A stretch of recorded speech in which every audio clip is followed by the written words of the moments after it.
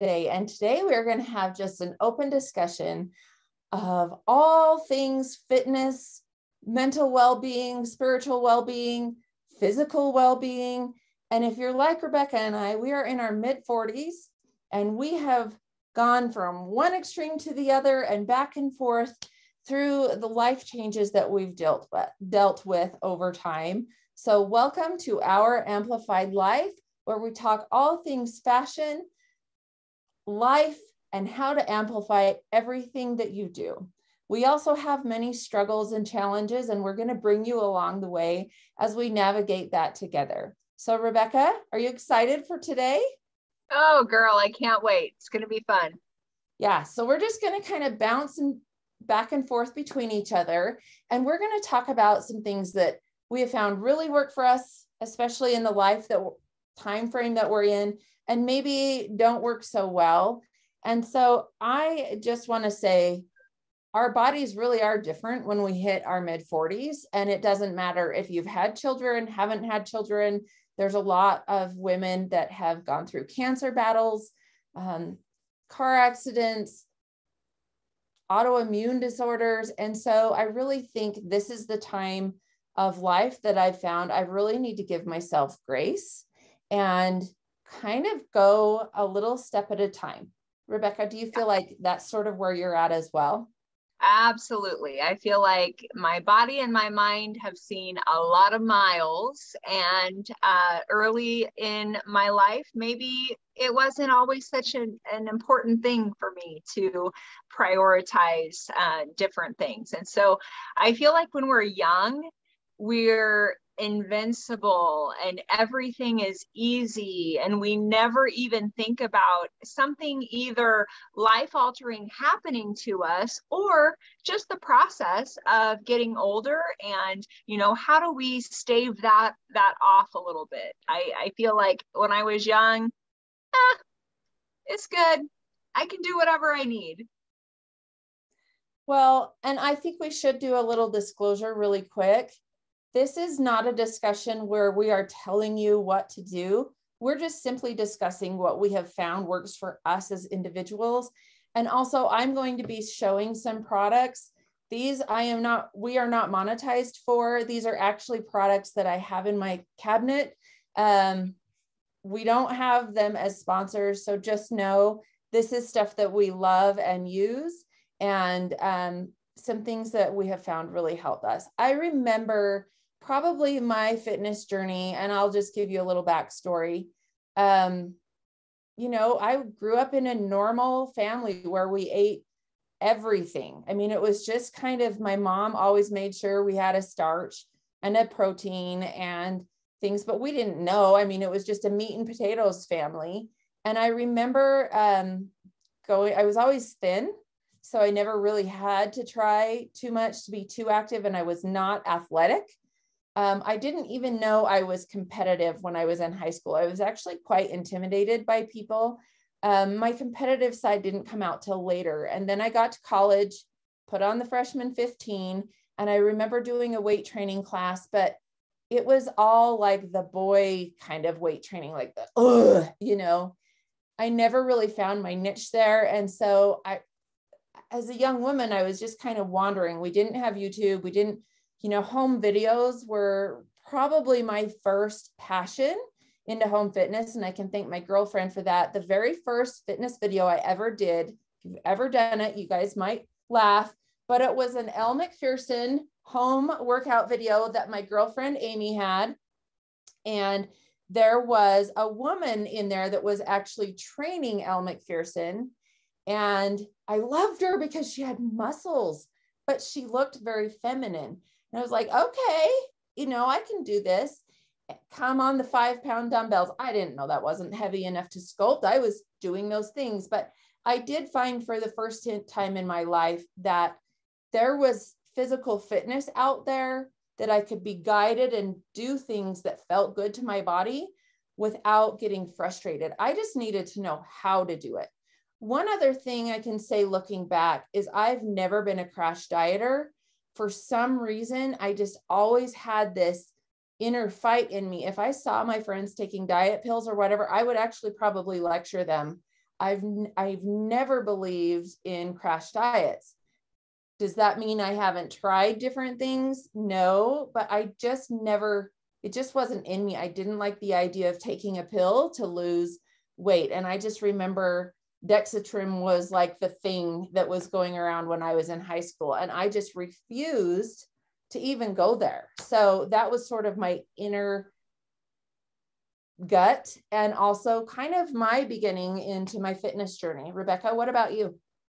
Well, you talking about your first fitness video brought up images of leotards and leggings and leg warmers, because I think the very first one that I ever did or saw was Buns of Steel. Did Oh, you yeah. see that one? And then what was the little guy that wore the leggings and leotards and had Oh, the well, he was my grandma's favorite. The Richard, was it Richard? Yes. What was his last name? I can't remember, but okay, well, everybody watching this, yes, they'll know. Leave a comment with his name. Let us know who that little guy is. That anyway, those were some videos that came to my mind. And I can't say that. So I think it's funny that your competitive nature came on later. I've always been fiercely competitive. And I remember in grade school, middle school, whatever, out on the recess, I owned the tetherball court. I mean, I loved that game. And so that was one of my first glimpses into competitiveness. And then, basketball and volleyball. Volleyball was always my game. I loved that growing up. And then riding horses. And so fitness has looked a lot different through the years for me, but I've always been very active, whether it was just helping my dad out in the garage because he restored old vehicles, or if it was, fixing fence for the horses or carrying buckets.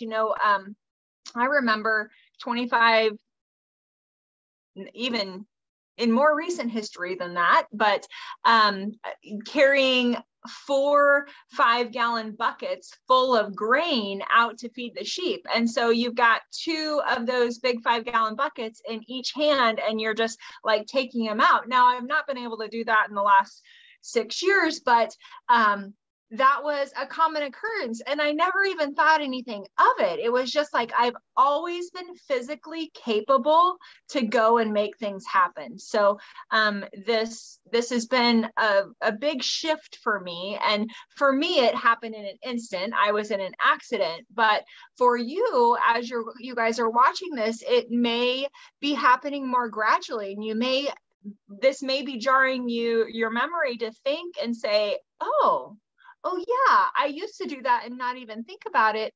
And now it's a little bit more of a process. Do you find yourself, Amy, that things are just a little bit more of a process that you used to take for granted before, and now you're like, oh, okay, but I got to prepare for this? Oh, yeah. And after you have babies, you get yourself in this, you think you're going through this. I remember being exhausted at the end of my 20s. I had my first baby at 23. I had my second baby at 26. My husband was diagnosed with MS when he turned 28. So I would have been 25. And just the fluctuation of hormones, the stress of life, trying to keep yourself going in those moments while working a job and the balance. My 20s were exhausting. I just remember feeling so deflated all the time. But I do remember, and this is one thing that you and I have in common, getting outside was always what grounded me and what sort of brought me back. And I remember with my first baby, it was a strange thing when I moved here to Wanship, because I grew up in a little small town that actually had sidewalks, streetlights, and it was no big deal to go out and go for a walk, even if it was after dark. Well, I moved to a very rural area where there were no streetlights, no sidewalks, and you didn't want to take your baby out after dark. And so I felt very trapped. And my husband, the major freeway goes through our town. And so he was always like telling me, well, you can't do that loop, or you can't do that, because he was worried about me. But I remember I can say I wasn't competitive, but I've always been very stubborn. And I like to reframe that to be driven. So if I have an idea of what I'm going to do, you better just back off, because that is something that I have always had in me. I was born with that.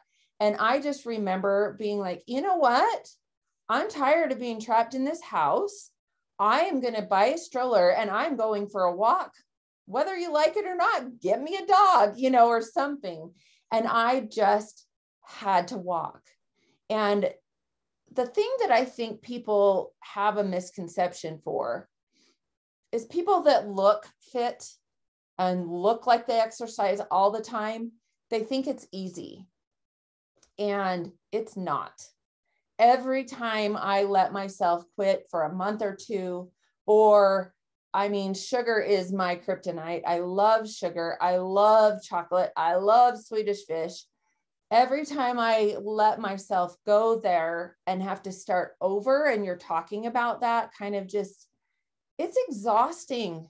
It's mentally hard. And I think the biggest thing for me, because I just started this journey again, is getting outside. And that has always been the place where I can just breathe. And sometimes, I just remember pushing the stroller with my head back just enough to feel the warmth of the sun.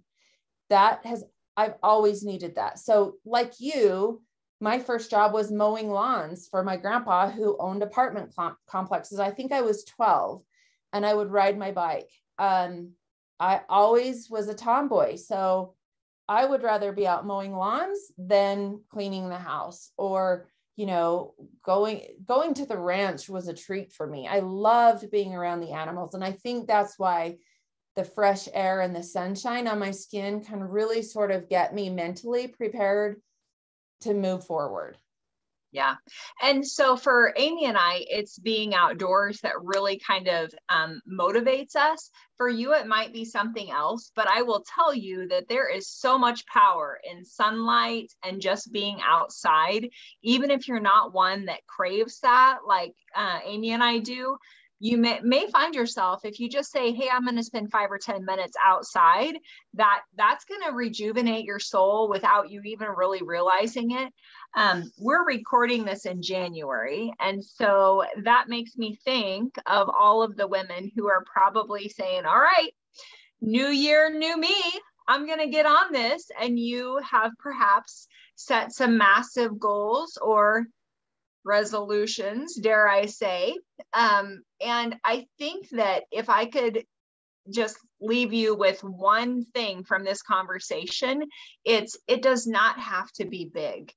Start small and start something manageable that you are able to do every single day, whether that is to walk around your house in the morning before you head to work, or maybe it is you go and walk with a friend like I do. I will tell you that in the mornings when I get to walk with my friend, that is like the best start to the day. One, we're outside, but I'm also in a loving and supporting conversation that if she's had a bad day or a bad night, or I have, we can both kind of help reset each other.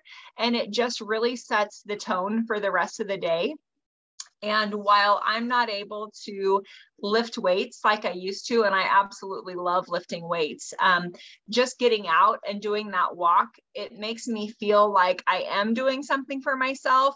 It also is releasing all sorts of endorphins in my body that is, just kind of feeding that feel good vibe that I get. Well, and I think there's something I think a lot of times we feel intimidated, and it doesn't matter who you are. I am not a group fitness person. I'm not comfortable. I love that setting within certain extremes, but my husband and I have spent a lot of money investing in a home gym. And so I've never felt like I can go out and spend money to then go to a group fitness class. So I often work out by myself. Now, as a mother, that has given me my 1 hour or whatever to be alone. And so it has been very healthy. But I would say I've had a lot of opportunities to try things that are new. And you don't know what you know until you know it. And so I would say if somebody invites you, go. A lot of times that I've tried something new, it's when I've traveled. So I know a Peloton bike would never be for me at all, because I had an opportunity to do a class with one of our co-directors of Cabby, Jeannie Shannon. She's incredible. And every time we would go to Scoop Live, I was always exercising with them. So I've done group fitness. Again, that's a safe environment because I know the women. I've done the bike. No, thank you. If I'm going to get saddle sore, it's going to be from an actual saddle. Not my thing. I also know I hate running. Now look, I've had 3 kids. My boys, they were big boys. I've had my bladder tied up. I've done all the things. I still pee my pants. I don't want to run. So you will only find me running if a bear is chasing me or if my child is hurt. I don't enjoy it. I know that now. I'm 45. I don't have to have a checklist. I could run. I know I could, but I don't like it. I would rather hike up a mountain than run. So you will not get me pounding the pavement. And you know what? I have learned it's okay to say I don't like it. So Yeah. until you try things, I've done the kickboxing classes, don't like that. And I really think mine goes back to the home fitness felt simple. It was something, like Rebecca said, I could do every day. So if you were to go in my basement, I have a ballet bar called Fluidity that had the DVDs. I've bought a home reformer that had the DVDs. We have weights and cables. And guess what? Now that I'm a true weightlifter, that's what I call myself because that's what I prefer. I'm not a bodybuilder by any means, but I like feeling stronger. I like what it does for my bone density. I like that I can adapt it to injury. I'm dealing with tennis elbow right now, and it's very painful. But I can switch to cables or I can switch to this. And it's been worth it for me now that we're in this era where everything is at your fingertips. I can buy into a program that I can adapt for myself and do it at home. So I think that's the biggest thing, is simple, every day, and something you find joy in. Yeah, and I think that a lot of times as women, we think that if we lift weights, we're going to look like a man. And that's just not the case. I have lifted weights quite a bit and done some different fitness competitions, and you just, to get that real hardcore masculine look, there's a lot of supplements involved and a lot of nutrition based things that, and also it can't happen for every person. Our bodies are just different. So know that weights are not something to be scared of. And I love that Amy's able to do that at home, because I know that going to a gym is extremely intimidating, especially when you're just starting out. And so I would suggest, if you are brand new to weights, then really seek out maybe a smaller gym to go to, not something that's got 30 treadmills and a whole bunch of different equipment. Go and work with a personal trainer there. I feel like it is well worth the investment to go and actually get guidance, especially your first several times, because they can help you. They'll sit down and they'll go through what you're wanting to get from this program, and then they'll build a program to fit you and your needs and where you're at. And you don't have to think about it. They tell you what machine to go to, what weight, they help you with your reps. And so it takes the thought process out of it. I also feel like, Go ahead. as women, we focus too much on cardio. And I don't want to say that cardio is not necessary, because I do know that, yes, we do need some cardio in there, but weights, I'm just a huge believer in weights and what they'll do for your body. Well, it's just like clothes, right? We always say, don't go off the size, go off the fit. Well, what weights do is they put denser muscle in your body, but it does help change your body's composition. So you may weigh more, but you might actually be smaller in the composition. One other thing I wanted to mention, we are in a day and age where women are really, really getting together. There's a lot of women's retreats out there. We've actually hosted them here on our property with our pavilion.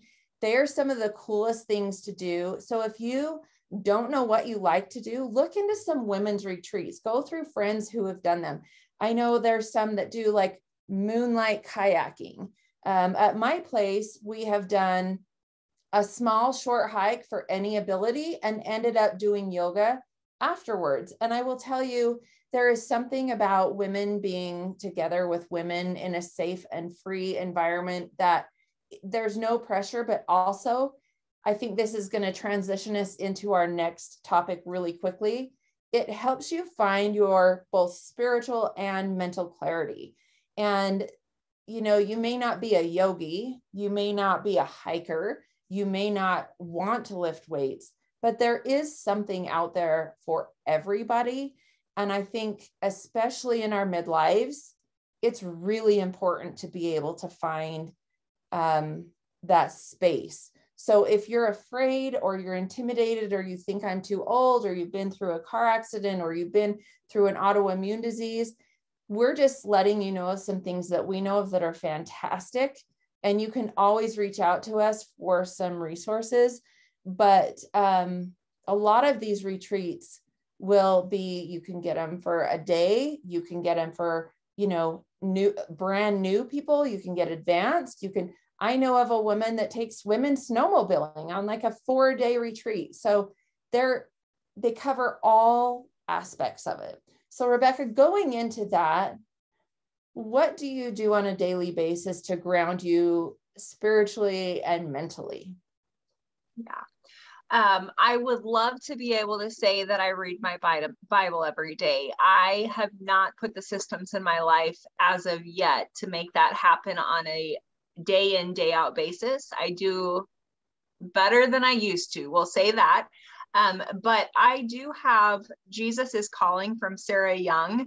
I actually have 3 or 4 of her little books, but the one that I keep by my kitchen counter or my kitchen sink on the windowsill is the daily Jesus is Calling kind of passage. And that's something that I read every day and just really think about and pray about. And that's first thing in the morning. I mean, I go and I'm at the kitchen sink first thing. I pause, do that.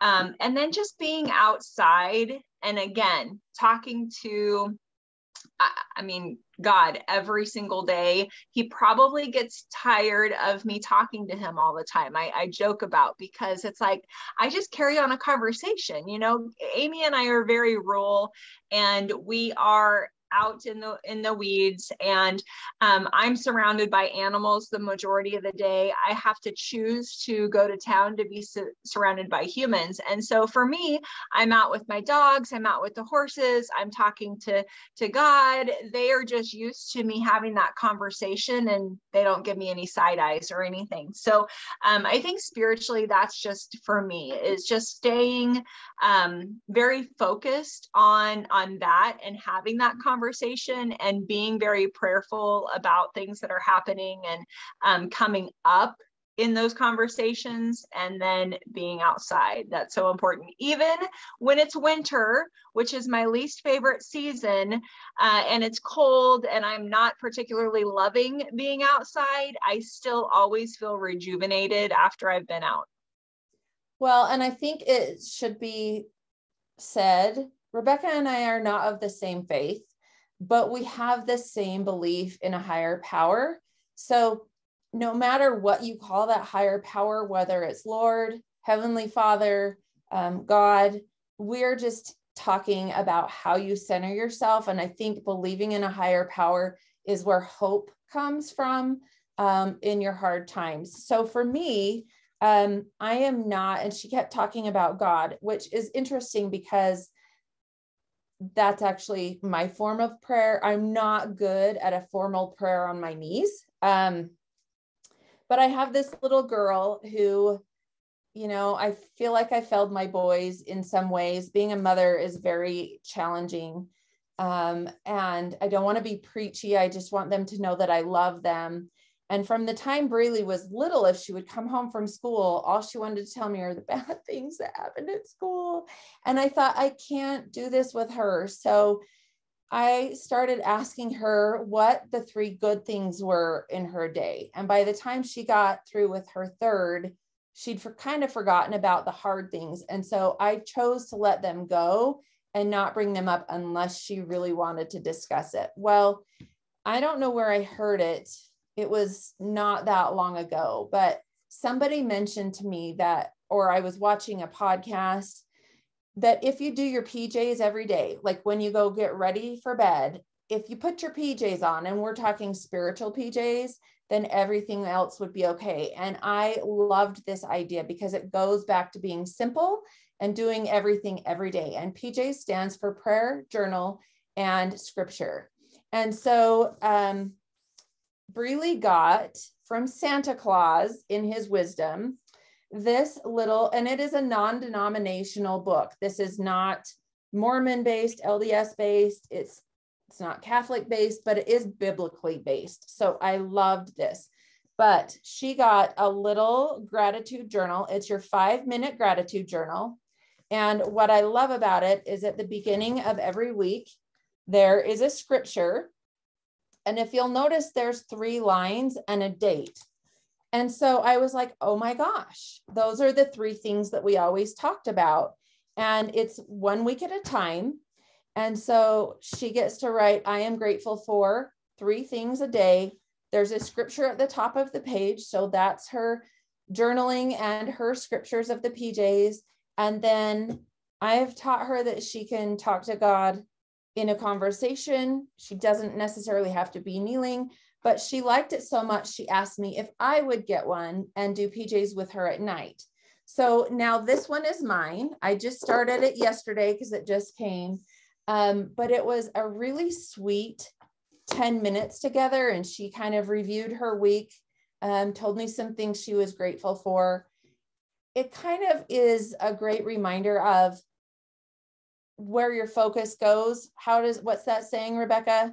Energy flows where your focus goes. And the other thing I've been doing this year to really help me is driving her to school. Now that sounds funny. I could put her on the bus, but we get 10, 15 minutes to hold hands, talk about our day. And then I drop her off and I immediately turn on a podcast or a YouTube or something that I know is going to start my day with a spiritual thought. If I were to just sit down, it wouldn't happen. So my car is that place. I'll finish that thought, and now I get to end the day with my daughter.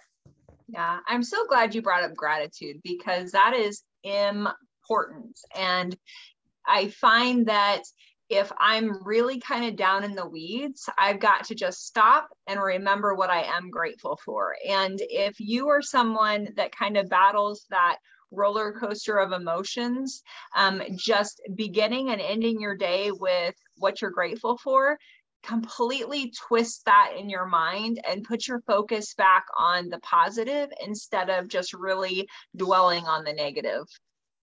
Yeah. So we've covered physical fitness. We've covered mental and spiritual fitness. I also think the third thing in this that's really important is our nutrition. How do we know when we need to make a change? I'll tell you, my whole family, it took us about 3 weeks. We got COVID pretty severely the end of November. It took about 3 weeks for us to get over. I was already sort of like, oh, my nutrition. I've really struggled mentally to get back into my routine, into a good place mentally, spiritually, physically. And then COVID hit and I was just like, then Christmas. And one thing it did though, is it gave me that chance to really feel and listen to my body. And I knew I needed a reset. So I wanted to take 2 minutes to tell you what I do that always is sort of that simple step that I can do every day. I know when I'm lagging, I'm not getting the right nutrition. Bottom line, I'm also probably not being very good at my vitamins. And so for me, I take daily vitamins. If I don't have my vitamin D, C, zinc, and just my normal stuff, one other thing, I get my blood levels checked, and I was low on DHEA and magnesium. So at my age, I just feel like it's important to have blood work done and have a doctor even tell you. He told me my vitamin D was low. Now, Garrett has always taken vitamin D. He had been on that for years with his MS. So pretty cool to know that we've always done that, and it's actually being found to be very preventative. But for me, and I think this happens with a lot of women, we pick like, we'll eat while we're eating. Sometimes we forget to eat. Sometimes we eat too much of the wrong things. Sometimes it's, we feel like we've eaten a lot and then we feel bloated, but there's no consistency. And one day you're eating a lot and the next day you're not. And one thing that people may not realize is it doesn't matter how much cardio, and actually, as Rebecca said, cardio can destroy your metabolism. So if you've ever gone on a crash diet, if you've ever just ran your guts out and kept your calories super, super low, you actually are removing so much fuel from your body that your body has to shift and adjust, and it will run on more efficient energy, but lower energy. And I know when I feel that way. And so I have learned over time. Now, people can argue they love keto, they love this. That doesn't matter to me. The one thing I want to say is most women are not getting enough protein. And you can like a high fat diet, you can like a low carb diet, you can like a higher carb diet and a low fat diet. It doesn't matter. We have 3 major macronutrients, but the most important one for bone density, muscle repair, and growth is protein. And I also really, really love collagen. So I just want to show you what I drink. And, if you have questions, you can always reach out to me. One of my favorite proteins is from I Heart Macros. Because I don't do dairy or gluten. I used to have to just get an egg white protein, but this one is lactose free and it's very easy to mix. And I feel like it doesn't give me any of the side effects that a whey protein normally would do. The other thing that has a lot of protein in it is actually collagen. And there's arguments out there. I've tried them all. You don't need to waste your time buying the liquid collagen that you see. It's not worth it. Collagen is collagen is collagen. And if it's a good collagen, it comes from bovine, which is beef. And this is from First Form. I get it from my son, but this one has an additional 15 grams of protein and only 60 calories in it. So if I'm low on my protein, I will drink this hot in the morning or hot at night. But I can tell you it has helped my nails. This is the only brand that I have actually noticed a difference in, and it's chock full of amino acids. So lots of different flavors. I love my Perk Energy, love BCAAs. You guys know I cannot live without my Soda Stream. There's even bubbles in that. So water intake is really, really huge. But there's a couple tools that I use every day that really help me. One is a food scale. And you guys might be like, oh my gosh, do you weigh your food? No, it doesn't matter if you do Weight Watchers. My mom used to do Weight Watchers. And what I loved about my mom is she never kind of fat shamed herself. She'd just say, oh, time to do Weight Watchers. And she would just kind of reevaluate and check her points. And I noticed a difference in her emotionally, mentally. And so for me, tracking my macros is much like my mom would do Weight Watchers. It's just a healthy reset. I actually eat more food when I'm tracking my macros. So I don't do it like die hard every day. In fact, as long as I'm getting close to my protein, I don't actually care if my fats are higher than my carbs or my carbs are higher than my fats, but I do have a certain calorie that I do not go over. So as long as my calories are in check, I'm hitting my protein. If I want some fries, I'm going to eat the fries. I just know sort of where I'm at, but I'm also trying to restart my metabolism and get my energy. So I'm kind of reversing, and I'm slowly adding calories as I start to feel more energy and as I get to go. But I just think your water intake, your vitamins, a good protein is really important, because really, truly, we don't get enough protein as women. And collagen is going to help your bones and nails. And it's just, Rebecca, I don't know, what else do you feel helps you, and how have you adapted your life? You've mentioned the last 6 years. What have you had to do different? Yeah. Well, I will tell you that I have done all the things throughout my 44 and a half years. I've done meal replacement shakes and, and as you are competitively lifting, then you're doing different things with supplements then as well. But I know that the biggest difference in my life is when I cut out sugar and processed foods. And sugar is huge. I would highly recommend you go and do a little bit of research on the effects of sugar on the body, and especially the effects of sugar on the brain, because a brain that has been exposed to a sugar jolt is the same as a brain that has been exposed to a cocaine jolt. In fact, it's a little bit even worse with sugar, which was frightening to me. I used to be a Diet Dr. Pepper junkie. Well, I'll take that back. I used to be a pop junkie, and I thought, you know what, I should probably do diet. So I switched to Diet Dr. Pepper, was drinking that, thought I was doing amazing things, read an article on aspartame. That scared the heck out of me. So if you've not read about aspartame and you're a diet pop drinker, I would, again, go consult Dr. Google about that, because it's a little bit scary. But really for me, it's been about figuring out what triggers my body. And that's going to be different for everybody. Somebody else may be able to handle processed foods and sugar and all the different things and not have an issue.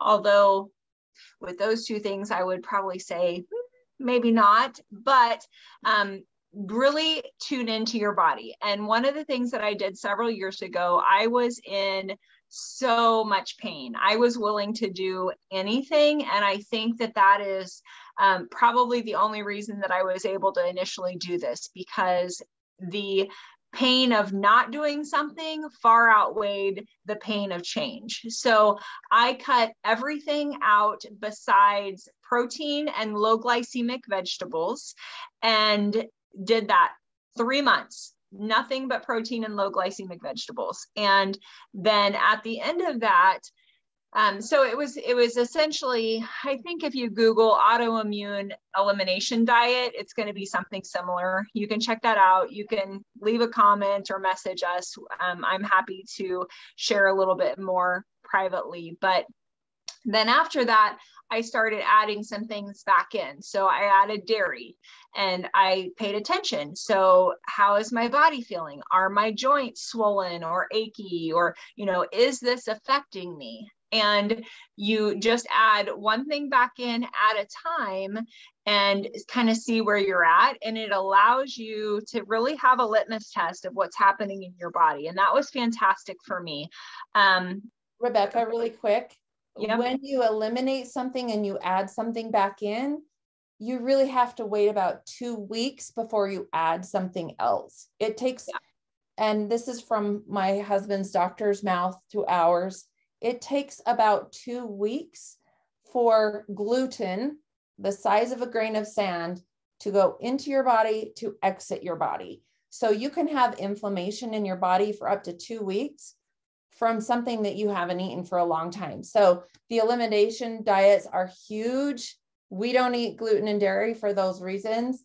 But if you are going to add something back in, you have to be very patient, because you may not even notice a difference until you've had that food for about 5 days straight or 6 days straight. Then all of a sudden you'll either have a headache or your body will feel crippled or whatever. And so there's just, everything takes time, right? Yeah, you're absolutely right. Sometimes, like for me, if I do sugar, instantly I know. And it's like, yep, okay, don't need to do that. But I also think that as you get along in your journey, you get more cognizant of what's actually happening. Don't you think that you're more aware of what's happening instead of just being like, I'm having a off day? You're like, oh, this is because a direct result of doing this. Absolutely. I break into hives if I have raw dairy, and sometimes I do, sometimes I don't, which is a funny thing. But if I don't break into hives, my skin will break out, or I will just, when I eat gluten, because I've been, my son's 22, he was in the 3rd grade when him and my husband were diagnosed. So a long time, I can almost immediately, I start to feel like I have arthritis. So I just know for me, I'm not even going to cheat on that. But yeah. And I'm glad that Amy talked about the blood test and stuff earlier, because I would highly recommend, and not just like a basic blood test. I have found a great doctor team. You need to search one out for yourself as well. But they work for me. And I went and I was at the point where I knew that I was doing the things that I should be doing, and yet I was not feeling any different, and I was not looking any different. And I just knew there was something not right. And I pushed, and we did this blood test. I mean, there was like, I don't know, probably 50 different panels that were done on this, 8 tubes of blood. It was kind of crazy, but the results and the knowledge that came back from that was absolutely phenomenal. And it was, in fact, that my liver was not functioning. My things were not happening the way they should internally. So if you're at a place where you're like, oh my gosh, I have been doing this and this and this, and you feel like you're doing all the things right, then don't just keep doing that. Figure out what's happening. There's got to be something else happening. And if your current doctor is not working with you to kind of work through those things, keep looking. And I know that Google is not the end all be all, but you've got to advocate for yourself. And if you are not at least in just getting yourself knowledgeable about things that could be happening, you're not going to be able to advocate for yourself well. So just never feel bad about pushing. And if they're telling you, oh no, everything looks good, nope, push harder and get to the bottom of it. And I'm saying that as coming from the standpoint of, you're doing the things that you need to do. If you're like, yeah, I'm not feeling good, but I know I'm doing this that I shouldn't, fix it, but get yourself right. Because no matter what age you are too young to not feel good and to be productive. Well, and I also think that goes to being prepared mentally and spiritually.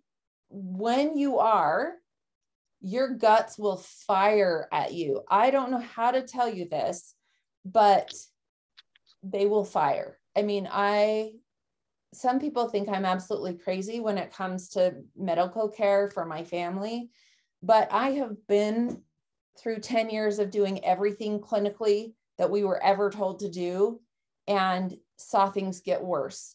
And there are specialists out there that have a very tunnel vision of what they will tell you to do. And if you don't go off your instinct, if you don't start looking out there, I even would say, if you're going to get a blood panel done, get a doctor who's willing to help you with some natural things, because so many times they'll just write you a prescription for a pill for this and a pill for that. And, I had adrenal fatigue for a while. Well, I had to take a test for that. And he started me on some natural herbs and supplements and had me check my sleep, asked me about my caffeine levels. So it's really a great thing to go to somebody who believes both. And I have to say this with a disclosure, I absolutely believe in modern medicine, but I also know that there are things that are here naturally that can really help us. And you have to use your gut instinct, and you need to keep looking. And one of the benefits of having a walking partner or going to a women's retreat or working out with a best friend is you start to collaborate. You start to say, I haven't felt very good this way. And then they might send you to someone. And so I think women, we like to carry things on our shoulders. We don't often want to ask for help. Sometimes we get this feeling of, if I can't get out of bed and do this, I'm lazy.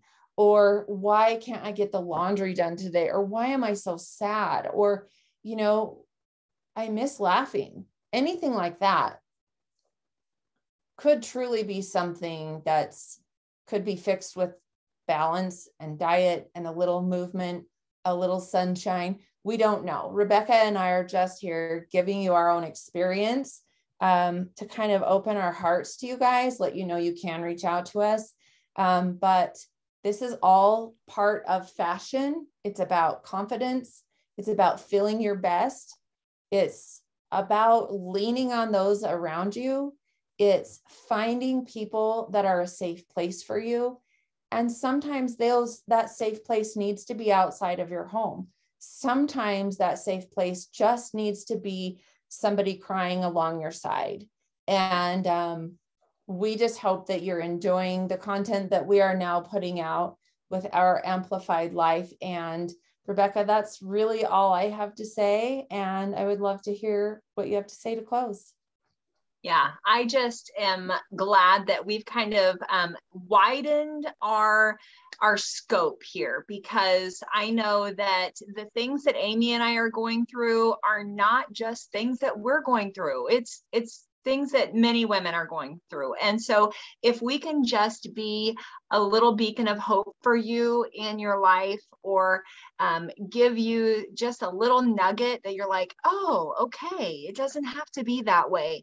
That's what we're here for. Yeah, we want to help you dress and look amazing, but that feeling amazing from the inside is even more important to us, because that is what is going to really bring value to your life. So thank you for being here with us. We can't wait to see you next Friday. Be sure and leave in the comments any just different supplements that you've tried, or collagen brands, or if you've got things that you know have worked for you and could be of value to someone else, even exercise programs, whether it's high intensity training, you know, anything. We love to hear from you, and that just gives even a broader perspective to all of the women that are showing up here and tuning into our amplified life each and every week. We'll see you next Friday. Bye.